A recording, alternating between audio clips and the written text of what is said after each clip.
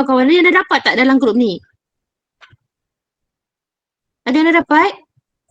Tak ada. Hai. Tak ada lagi yang dapat? Takkan seorang pun tak dapat S33? Tak dapat? Oh, tak dapat Ada yang dah dapat. Okay, so nanti cuba tanya-tanya Ricky dulu kawan-kawan kalau ada dapat. Saya rasa esok kita esok Rabu bila kita pun tutorial? Esok kita buat soalan midterm test. Esok. Okay. You try lah buat set masa 1 jam ke, you try buat. Esok kita discuss midterm test yang soalan sebenar yang last year punya. Okay, kita discuss yang tu dululah. Hopefully you dapat lah yang compilation punya jawapan tu. Okay. Cuba tanya-tanya dalam grup. Saya rasa you all mesti ada grup besar ni dengan student asasi lain ni. Okay. Okay, yang hari ni saya pun saya nak just nak introduction on reproduction je. Sangat mudah, you boleh baca sendiri sebenarnya. So lepas habis tu saya tak bercadang untuk masuk male or female reproductive system. Okay, yang tu kita masuk nantilah. Kemudian maybe lepas test. Okay, ataupun kita masuk masa 1 jam lagi ke. Hari ni kita just intro sahaja sebab lagi pun tak masuk test. So kalau you ada masa lebih lepas ni, saya akan habiskan kelas awal. Cuba jawab soalan yang quiz dekat You Future tu dulu. Okay, and then try jawab soalan yang saya bagi, compilation tu dulu. Then you dapat gambaran lah macam mana soalan genetics. Okay, ada banyak soalan saya share dengan you. Okay, cuba try dulu. Okay, ready semua? Okay. Ready, madam. Okay, sekejap ya.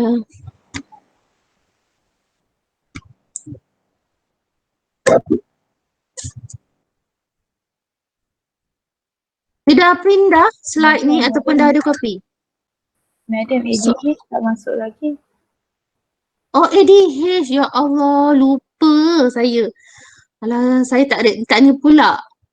Tak apalah, nantilah 1 jam lagi lah ADH. Saya masuk ni dululah ADH kemudian. Okay, tak madam. tanya. Boleh ADH tu senang je. Sekejap lagi Dan ada 1 jam lah. Saya memang tak cadang untuk masuk reproductive system ni pun sampai yang belakang ni. ADH saya dah hampir lupa dah. Okay, nantilah saya ni cover balik. Terima kasih ingatkan. Okay. Saya cuma risau chapter 1 dengan 2 je you all ni. Okay, sekejap. Okay, reproductive system kita belajar light sahaja ya. Light sahaja hari ni. Tak ada yang susah-susah pun. Okay, yang ni semua benda yang you dah faham dah sebenarnya actually. Okay, reproductive system, okay class. So, for this chapter, okay, there are 5 objective. Okay, soalan banyak keluar daripada chapter, daripada yang learning objective number 3, 4 and 5. Banyak soalan daripada situlah. Okay, soalan from this chapter. Okay, yang awal-awal ni is just introduction, so tak susah sangat. It's just understanding on reproductive system. So basically you dah tahu dah type of reproduction, we have 2 types, which is sexual reproduction and asexual reproduction. Okay, kalau sexual reproduction mesti ada involve reproductive part. Okay, kita ada organ kan, male and female, and mesti ada fusion of gametes. Okay, fusion of gamete between egg and ovum, and of course you akan produce something, offspring, which is genetically different from the parents. Okay, for asexual, plants arrive from vegetative parts, and normally dia macam clone of mother plant lah. Kenapa clone? Sebab of course dia ada genetik yang sama. Okay, yang ni saya laju sebab you all dah biasa dah. Ni example of reproductive vegetative propagation lah. Okay, rhizome semua ni you dah belajar dah kan. Stolon, contoh macam stolon ni macam strawberry. Okay, tuber, bulb, squam. Okay, suckers daripada pokok pisang kan, anak-anak dia tumbuh tu kita panggil dia sucker. Okay, so this is vegetative. Cuma yang barunya about sexual reproduction ni yang you tak faham lagi is apomixis. Okay, apomixis is a type of asexual reproduction, tapi apomixis ni dia melibatkan seed. Okay, seed selalunya kita tahu kelas, seed is the product from sexual reproduction. Okay, seed is the product of sexual reproduction, meaning that ada pollen kan. Okay, pollen, ada apa lagi dia fusion dekat situ, dia akan produce seed. Okay, and so dekat situ you boleh cakap seed tu is the product of sexual reproduction. Tapi in this case, apa maksud di seed tu, okay, kita tahu pokok ni ada seed, buah, okay, buah lemon ni ada seed. So bila you tanam pokok seed, dia akan jadi dia akan jadi buah, and one day dia akan ada buah dia sendiri kan. So daripada seed tu sendiri, seed tu dia tak terhasil daripada fertilization. Seed tu daripada mother dia sendiri. Dia still maintain diploid condition. Okay, it is diploid condition. Okay, tapi diploid tu bukan disebabkan fusion of gametes, but because of daripada mak dia sendiri. Macam contohlah, macam imagine kalau kita perempuan, as perempuan kita ada ovum. Ovum kita dah diploid, tak undergo meiosis. So it is diploid. Okay, so daripada diploid tu terus menjadi anak. Sama juga macam mungkin daripada seed ni terus menjadi new offspring. Maksudnya it is a clone juga, clone of mother plant juga, sebab it has the same genetic material. Okay, next yang ni you dah tahu dah, sexual reproduction in plants. Of course kalau sexual reproduction mesti involve meiosis and fusion of egg and sperm in the process called fertilization. Okay, occurs in the flowers ovary. So after fertilization, flowering plant produce seed. Yang ni seed yang refers to sexual reproduction. Okay, just now seed yang refers to a sexual reproduction, apomixis. Tu perbezaan dia. So kalau yang ni adalah perbezaan in terms of genetic. So yang ni yang sexual ni tak ada perbezaan in terms of genetic. So contoh lemon kat sini, berry, okay. So yang ni you dah faham dah. Sebelum saya nak tunjuk lagi, okay, which is yang bahagian male part, okay, male part enter filament, and then we have stigma, start ovary is the female reproductive part, okay, for sexual reproduction. And for sexual reproduction, of course, it will involve meiosis. So dia akan jadi half, okay, from diploid to haploid. And then dia akan form, kalau macam tumbuhan, dia akan form microspore and megaspore first before it turn into sperm cell and egg cell. Nanti kalau you belajar dekat degree, dia akan lagi detail dekat sini, microsporangium, megasporangium, dia akan lagi detail lagi. Tapi yang ni is just introduction on sexual and asexual, okay, which involve the fusion of sperm cell and egg cell to form zygote. Okay, so dekat sini you boleh nampak for sexual reproduction, pollen grain nanti jatuh dekat stigma dekat sini, and apa jadi? Pollen tube akan keluar daripada this pollen grain. Okay, so pollen tube akan keluar daripada this pollen grain, and you akan ada two sperm actually dekat sini. Dekat sini involve ada beberapa proses actually to form these two sperms. Okay, and dia akan move down, okay, and dia akan fertilize because we have two sperm class. Okay, we have two sperms. Okay, so dia akan fertilize the egg dekat sini. Okay, dia akan fertilize the egg, and also dia akan fertilize this polar nuclei. So kita panggil dia double fertilization. Why double fertilization? Because we have two sperm that fertilize egg and polar nuclei. So dekat sini egg ni dia akan form zygote. Okay, dekat sini dia akan form apa dekat sini? Dia akan form endosperm. Okay, so that's why kita panggil dia double fertilization. Okay, so introduction. Saya nak habis cepat ni kelas introduction saja sebab saya nak you study, saya nak you all semua buat you future tu Boleh semua? Boleh, madam. Boleh. Hari ni duduk saya kalau saya nak buat hari ni. Saya nak habis cepat je ni. Saya risau dekat test 1 you 15% agak tinggi tu. Okay. Now, types of reproduction in animals. Okay, kalau in animals, yang ni sebenarnya slide ni sikit. Okay, you kena buat tajuk dekat sini, asexual reproduction. Okay, sebab expansion dekat sini about asexual reproduction. Involve only one parent, no fertilization, no using mitotic division. So if you have question asking you to describe asexual reproduction, ni semua you kena ada lah. Okay, offspring identical to the parent, except mutation occur.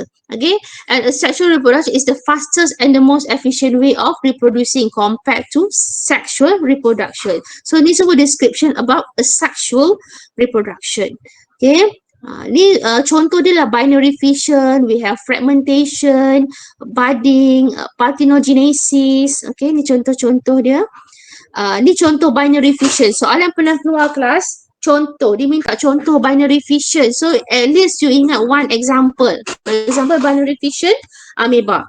Okay, in which parents divide into two cells, okay, and each part becomes separate here but identical organism. You have to remember example for binary fission amoeba. Okay, and then description dia sikit. Okay, soalan boleh keluar macam tu. Next, budding. Okay, budding kalau you nampak daripada sini je, you dah faham dah. Okay, what happen here, dia akan produce bud. Okay, parent akan produce bud and the buds akan detach, okay, from the parent, and the bud will be exactly identical to the parent because this is a sexual reproduction. And again, you can ingat contoh dia. Okay, Cnidarians. Okay, Cnidarians ni contoh dia coral tau kelas. Ni dia punya nama dia. Okay, Cnidarians ni kumpulan coral actually. Sponges. Okay, SpongeBob SquarePants tu. Semualah. Jenis-jenis macam tu. Okay, so make sure ingat again one example at least class. Ingat. Okay, fragmentation. Okay, this occur when the parents body break into several part and setiap part ni akan develop into new individual dekat sini. And again, dekat sini you kena ingat contoh. Example here, flatworm. Okay, ni contoh dia. So kalau yang ni senang nak membiak. Okay, you boleh kalau you geram dekat dia ni, you cut dia, you just imagine lagi banyak you hasilkan dia. Okay, now next parthenogenesis. Okay, yang ni unik sikit kelas. Ni macam kuasa wanita sedikit. Female, okay, dia produce offspring. Okay, dia boleh hasilkan anak from an unfertilized egg. Meaning that dia tak perlu male pun. Okay, no male. No egg from egg pula. No sperm from male. Okay, dia boleh produce offspring. So nampak kat sini female amat berkuasa. Okay, female produce offspring from an unfertilized egg. Okay, and this will develop into a haploid adult. Meaning that dia undergo juga meiosis. Dia akan produce haploid cell. Tapi, okay, dia akan hasilkan offspring that is haploid. And this is common actually among insect, especially honeybees. Okay, and sometimes dia boleh alternate with a period of sexual reproduction. Maksudnya dia boleh pilih mungkinlah minggu ni bulan ni I want I want ada partner. Minggu depan tak nak partner. Dia boleh pilih sexual and asexual reproduction, alternate. Okay, bukan maksudnya dia betul-betul dia satu mode je. Okay, bukan dia boleh produce offspring daripada unfertilized egg. Maksudnya dia boleh ada pasangan juga to produce diploid adult. Okay, this is in the case if there is no male. Okay, if there is no male. Now, contoh dekat sini. Saya bagi contoh parthenogenesis among queen bees. Kalau you tahu honey bees, dia tak perlukan pasangan pun boleh. Okay, for example, queen bees, let's say dia lay eggs. Okay, telur dia tu fertilize. Let's say kalau fertilize, maksudnya ada fertilization that take place. Okay, dia akan produce diploid. And the diploid akan turn into female offspring sahaja. No male. Nampak tak dekat sini? Hanya female offspring. It can be worker or queen. Okay. Tapi kalau unfertilized egg, which is haploid, dekat sini dia akan hasilkan male offspring sahaja. No female. Dia akan jadi lain sikit. Nampak shape dia lain, morphology lain. Nama dia drone. Okay, kerja je lah buat kerja je ni. So you boleh nampak dekat sini. Okay, without sperm, the eggs develop parthenogenetically into haploid male drones. And queen bee mates only once. Okay, dia mate sekali sahaja tapi dia simpan sperm tu. So nampak tak berkuasanya queen dekat sini. Dia store the sperm and she is in control of the release of sperm. So dia yang tentukan. Okay. So fertilized egg can develop into queen or sterile worker bees that are female. Pandai tak dekat sini? Sama ada dia female tapi female dia sterile. Okay. Next. Ni another example of parthenogenesis. Okay, this is whiptail species. Okay, whiptail species. In this case tak ada lelaki, no males. Okay. Reproduce without fertilization. Maksudnya tanpa fertilization. Okay, hanya ada pasangan. In this case ada pasangan, but this is between female and female. Class, this is between female and female. So kalau dalam keadaan sekarang, kalau manusia female and female, lesbian kan? Sama lah juga ni. There is no males, okay? So reproduce without fertilization. But still dia perlukan courtship ritual. Okay, dia perlukan courtship ritual. Okay, you Google lah apa maksud dia. Okay, courtship ritual is still required even though there is only one gender. Dia perlu juga. Okay, so apa yang jadi, one female take the part of male and the other take the role of female. Ni yang dia buat. Okay, dia sebenarnya pengaruh hormon. Okay, hormon estrogen, progesterone yang akan kontrol sama ada dia nak jadi male or female. So yang ni dalam case no male in society. Okay, nampak spesies lelaki agak terancam di kalangan haiwan juga, bukan saja di kalangan di sekarang kan. Okay, di kalangan haiwan pun ya juga. Okay, so without mating few eggs will be released. So, kalau mating dia akan produce more eggs. Okay, that is parthenogenesis. Okay, next kita ada dekat sini sexual reproduction in animals. So dekat sini dia kata involve fusion of sperm and egg. You already know. Okay, egg is a large and non-motile cell. In fact, this is the largest cell in our body. Okay, and sperm is the smallest cell in our body. It is small and motile. Okay. So now, first sekali kita nak discuss about hermaphroditism. Under sexual reproduction kita ada hermaphroditism. Okay, we have kalau you tahu hermaphrodite ni adalah species. Okay, kalau manusia ni bila dia ada dua organ. Okay, you have male and female, kan? You ada male and female organ ataupun kunsa. Okay, kunsa pun you kena pilih yang mana you lebih dominant. So kalau you ada both, okay, kalau you Google actually saya tak tahu kalau Google dia tunjuk ke tak. Okay, dia ada both.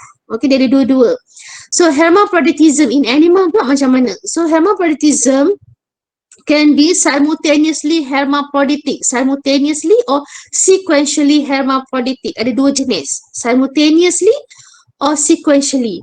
Okay, simultaneously each individual is both male and female at the same time. Ni dia ada dua-dua, male and female.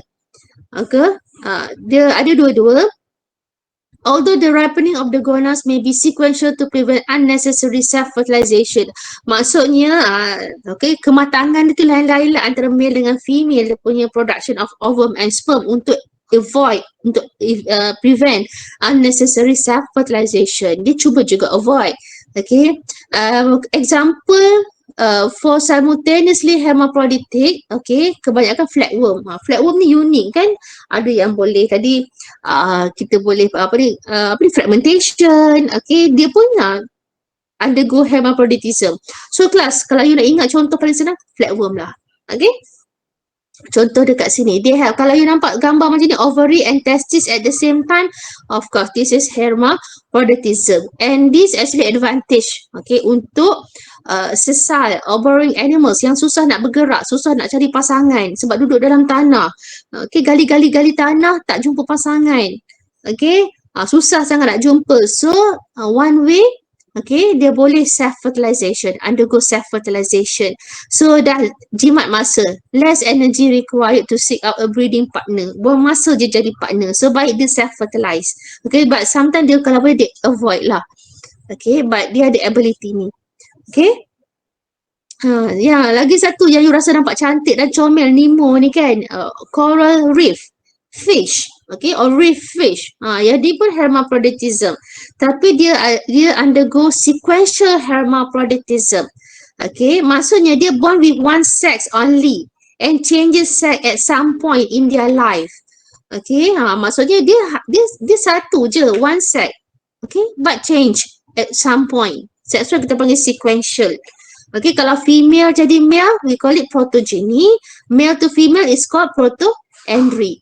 And this happens under social control such as in cases of absence of male in a particular group. Maksudnya dah tak ada male dah dalam group tu. So the largest female can change into dominant male. Yang ni saya pernah tengok dalam National Geographic. Memang besar. Ikan yang female tu take the role of, inilah, it become the dominant male.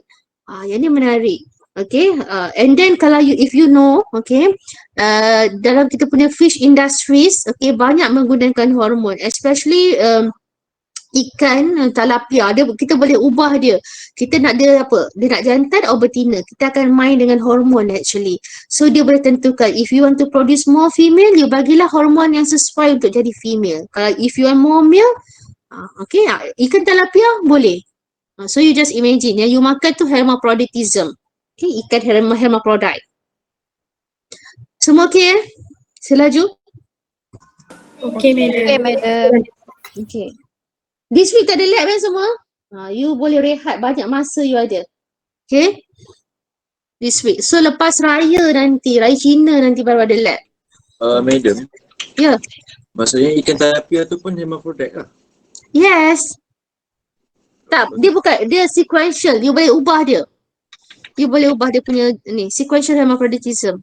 Okay, bukan dia ada dua-dua tau. Dia one sex saja. Kebanyakan ikan one sex saja tapi dia boleh ubah based on dia punya hormon lah. Maksud saya macam, maksud saya semua ikan boleh diubah guna hormon. Tak semua. Saya rasa tak semua. Setakat yang saya tahu tak semua. Okay. Tapi ada certain ikan sahaja. Cuma saya tak ingat. Tapi tilapia yes. Okay. Okay. Ni perbezaan between sexual and asexual reproduction. Okay, kalau sexual kita dah tahu dah involve fusion of male and female gametes. Asexual no fusion.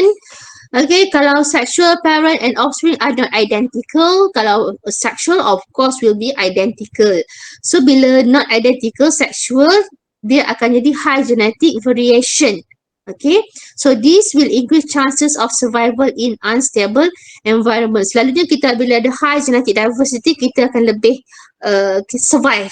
Kita survive compared dengan kita low genetic variation. Because low genetic variation ni dia ada tendency untuk kena penyakit. Kalau satu tak resistant, habis semua tak resistant. Okay, so high genetic variation is good actually.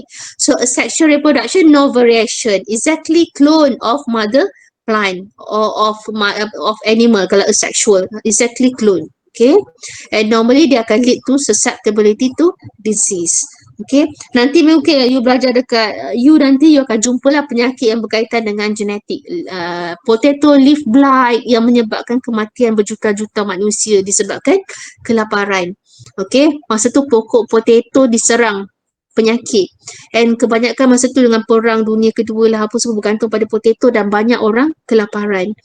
Tu disebabkan genetic variation, very low genetic variation. So pokok potato tu tak survive. Ramai yang mati, berjuta yang mati dekat Eropah. Okay, tu salah satu contoh lah. Okay, next types of fertilization. Okay, internal and external. Okay, fertilization mode. Ni fokus pada sexual reproduction. Okay, banyak ayat dia you boleh baca lah. Okay, kalau external fertilization apa maksud dia? Eggs, okay, are shed and fertilized by a male sperm in the environment outside body. Maksudnya fertilization take place outside, external. Macam kita human take inside kan, internal fertilization. So external, dia akan deposit eggs outside. Okay, outside female's body. Okay, so occurs in moist habitat to prevent desiccation. Selalu berlaku di kawasan yang lembap untuk mengelakkan masalah kering dekat sini, desiccation. Okay, most of the species that undergo external fertilization release egg and sperm simultaneously into the water. So, yang ni you boleh imagine lah ni. Okay, kebanyakan spesies yang undergo external fertilization dia akan lepaskan telur dia dengan sperm dia ke dalam air secara serentak. Okay, nama dia spawning, istilah dia spawning. Okay, so water helps gamete to disperse rapidly, depends on temperature to coordinate gamete release at one time. Sometimes dia bergantung pada suhu yang sesuai, masa yang sesuai, okay, musim yang sesuai. Kita tak tahu kan, haiwan dia unik sikit. Okay, so factors that increases the chances of external fertilization. Okay, meningkatkan peluang berlakunya fertilization, external fertilization, large number of gametes. Okay, dia kena produce large number of gametes sebab kalau sikit, yelah you release dekat outside kan, so mungkinlah okay, ada macam-macam masalah. Lepas-lepas dia punya egg dengan sperm tu tiba-tiba dimakan oleh predator lah kan, predator pula makan, ada musuh yang makan. Okay, so problem dekat situ. And spawning, okay, tadi spawning ni maksudnya kena release serentak. Maksudnya eggs and sperm kena release serentak. Okay, kalau tak release serentak, contoh sperm release 1 hour earlier than yang female pula release eggs. Kan dah masalah dekat situ, dah sesat kat mana sperm tu. Okay, now example fish lah, fish, amphibian, aquatic vertebrates. Okay, yang ni senang je, tak ada apa pun. Okay. Internal fertilization ni male gametes are deposited straight into the female reproductive tract. So jangan mimpi soalan akan tanya bagi contoh, sebab kalau you bagi human pun confirm betul jawapan dia. So tak pernah lagi soalan keluar bagi contoh internal fertilization. Okay. So fertilization occurs within the female, increase the chances of fertilization because it is deposited straight away into the female reproductive tract. Okay, and small number of eggs need to be reproduced. Macam kita hanya hasilkan satu sahaja kan eggs, perempuan satu ataupun dua. Kalau jadi serentak keluar, boleh dapat baby yang kembar tak seiras. Okay, but normally ovary kita akan alternate.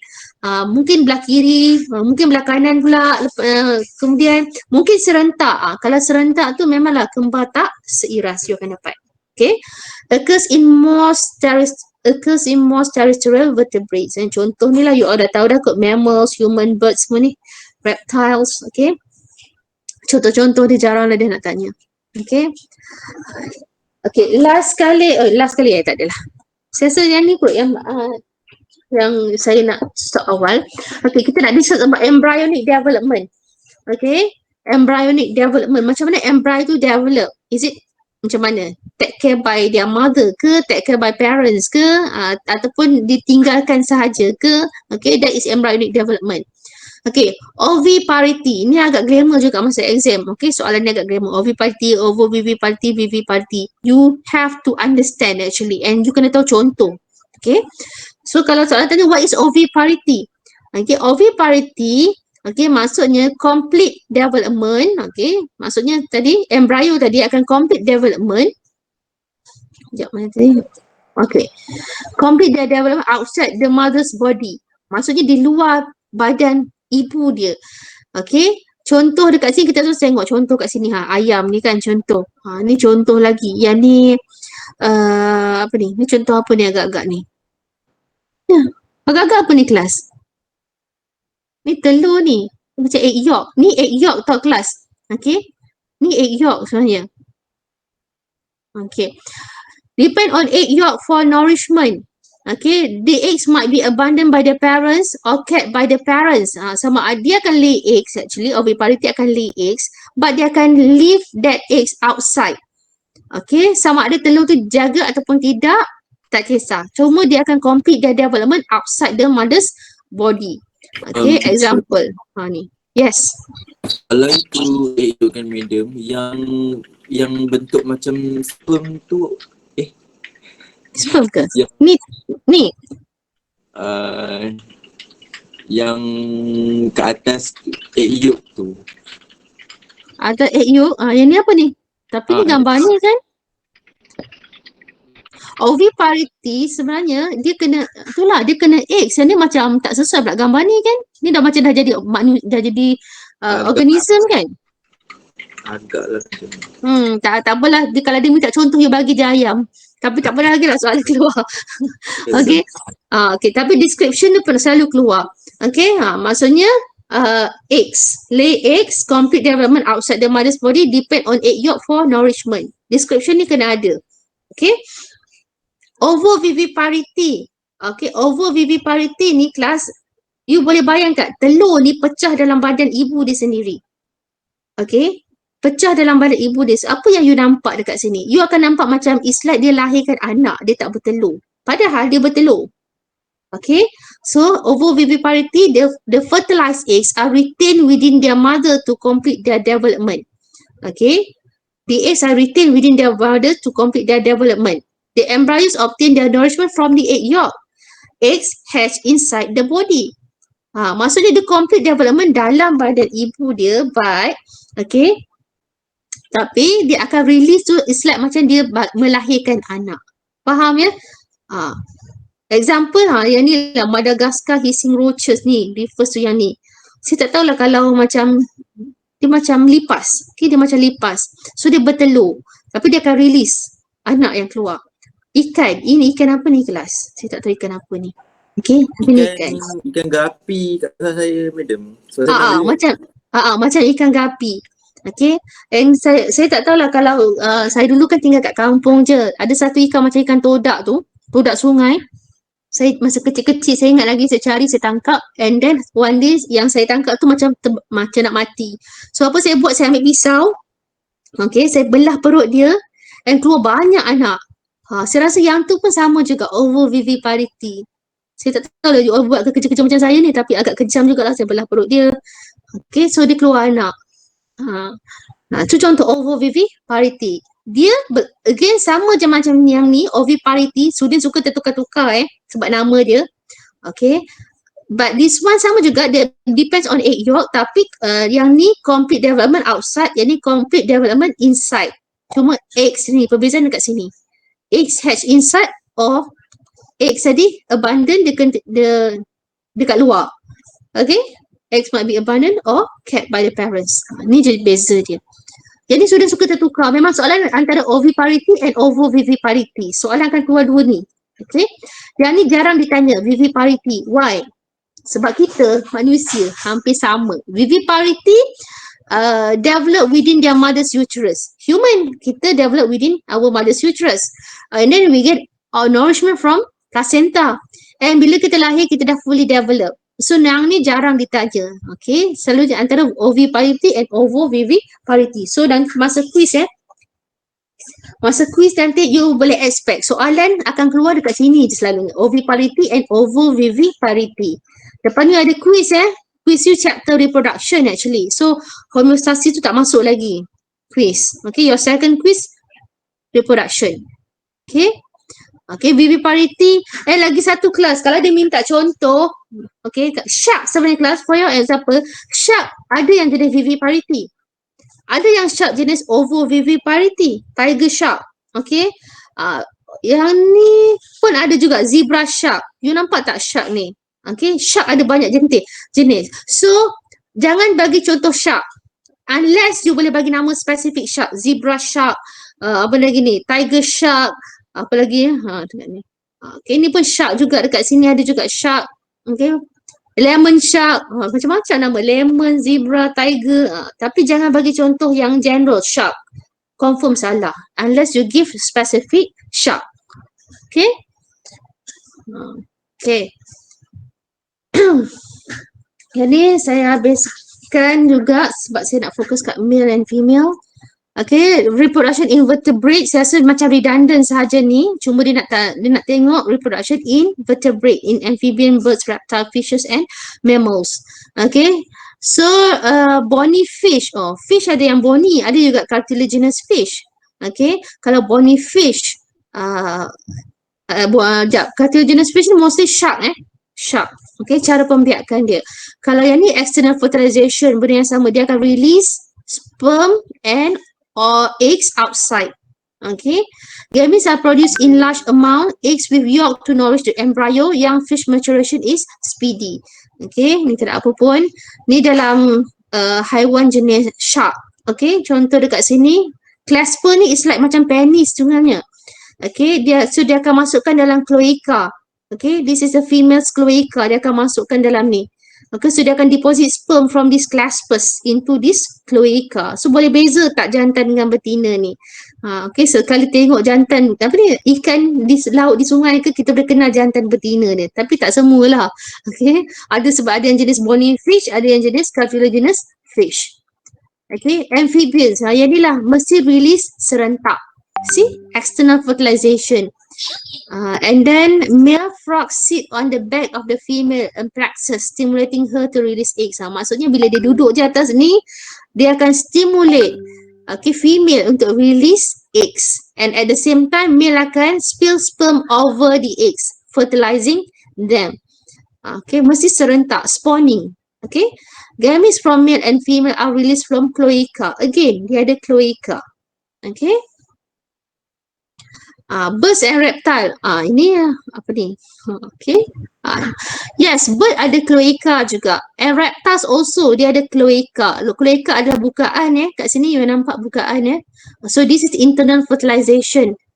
Have a cloaca, common opening for the digestive, urinary and reproductive tract. 3 in 1 sekali kelas. Okay, digestive, urinary and reproductive tract found in reptile, birds, amphibians and many fishes. Eggshells of birds are harder than reptiles.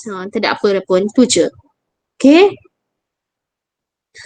Apa lagi ni? Mammals kita dah tahu dah. Human, internal fertilization. Okay. Some mammals are seasonal breeder where they only reproduce once a year. Adakah kita seasonal breeder? Class? No. No kan? Tak ada. Okay. Others have more frequent reproductive cycles. Okay. Kalau, yelah, yang ni, kita lah ni, more frequent reproductive cycle. At ovulation time, the release of mature ovum, they are sexually receptive to males. Okay. So, masa ovulation, okay, human for example, during ovulation, the release of mature ovum, normally more sexually receptive to males. Okay, so mammalian placenta female has recurring physiological changes that are induced by reproductive hormones. Ni tak ada apa. Okay, that called the estrous cycle and menstrual cycle. Yang ni perbezaan. Human has menstrual cycle. Estrous cycle ni ada pada setengah haiwan. Kita tengok perbezaan dia. Okay, menstrual cycle when we shed the inner lining of our uterus followed by the heavy bleeding.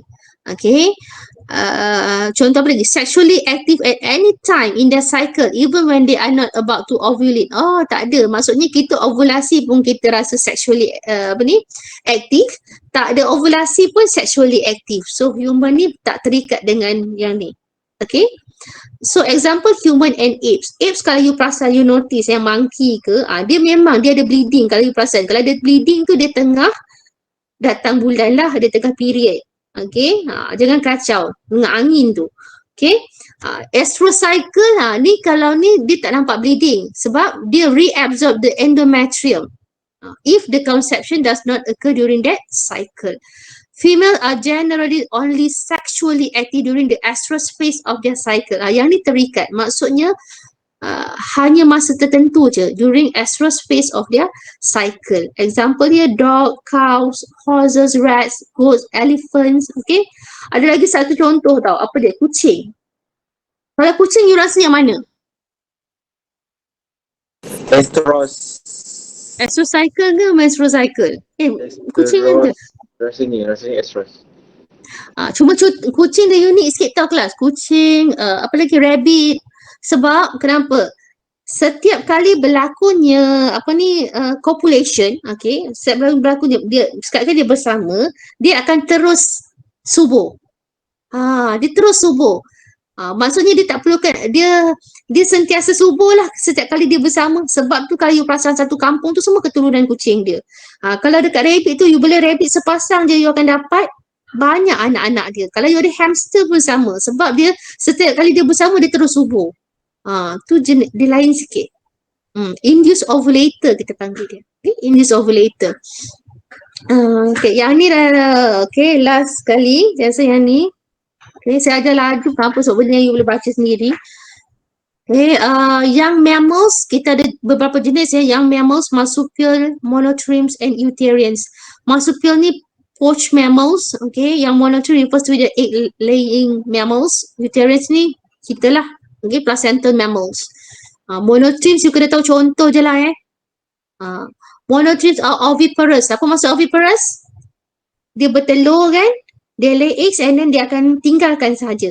The young hatch pink and unfinished as an embryonic stage to helpless to fend for themselves. Ni jangan hafal ayat ni, you baca bacaan ringan sahaja ni. Okay, so kalau dia ada anak, dia keluar dia bertelur, anak dia nanti, okay, dia macam mana dia susukan anak, dia tak ada nipples, no nipples.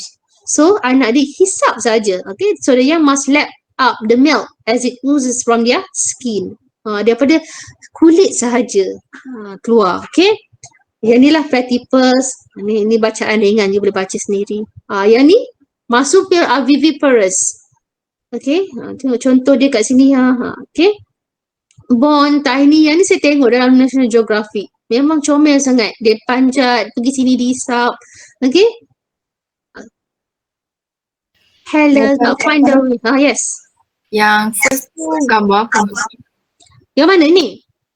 Yang macam merah-merah. Anak dia lah. Anak yang bawah ni. Tak, yang ni lain. Yang ni Tasmanian devil tak salah saya. Ni kangaroo saya rasa. Oh. Saya pun tak ada image duduk macam mana dalam perut dia tu. Dia dalam poket Dalam poket. dalam poket kan. Okay. Saya tak ada pengalaman pergi dekat Australia tengok. Kalau you ada pengalaman, tak tahulah kan. Okay. Eutherians. Okay. Yang ni kita lah. Yang kita akan fokus belajar dekat sini nanti. Eutherians, Viviparous, Circle Placenta. Ini semua you dah tahu dah lah ni. Memang kita kan. So ni kita. Ni you akan belajar detail lagi nanti lepas ni. Okay. Kita akan masuk male and female. Dan saya tak nak masuk lagi male and female. Okay. And lagi satu dah lah chapter 1 dengan 2 saja. Ni dah chapter 4 dah. Okay, so saya habiskan dekat sini. ADH nantilah next time, next class. Saya dah hampir lupa dah. So hari ni saya nak you buat dulu latihan dekat you future tu. Boleh Saya habiskan Boleh, kelas awal.